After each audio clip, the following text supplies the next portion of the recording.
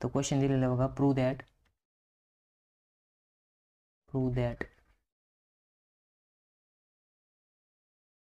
log of p at base q into log of r at base q into log of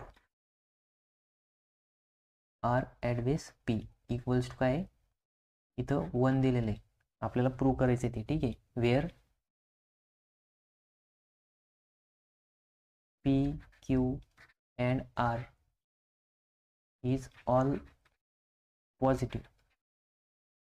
positive number. ठीक आहे,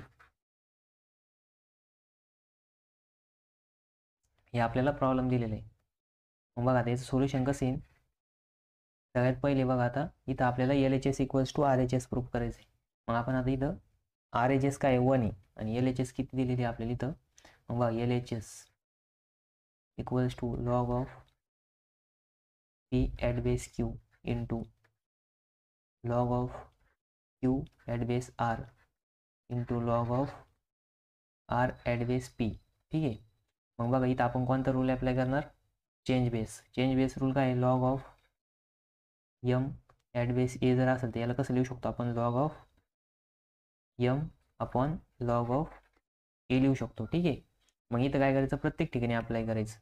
मग बघा आता पहिलं जर प्रॉब्लेम बघितला आपण, log of p at base q दिलेलं आहे, मग याला कसं लिहू शकतो आपण, log of p upon log of q लिहू शकतो. ठीक आहे, इंटू मल्टिप्लाय.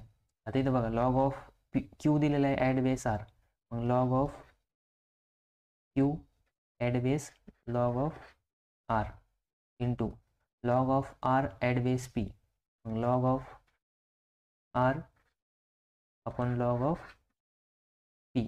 ठीक आहे, मग बघा आता हे सगळी मल्टिप्लाइड आहे, मग हा लॉग ऑफ p आणि हा लॉग ऑफ p कट होणार.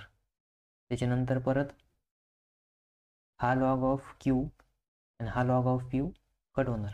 त्याच्यानंतर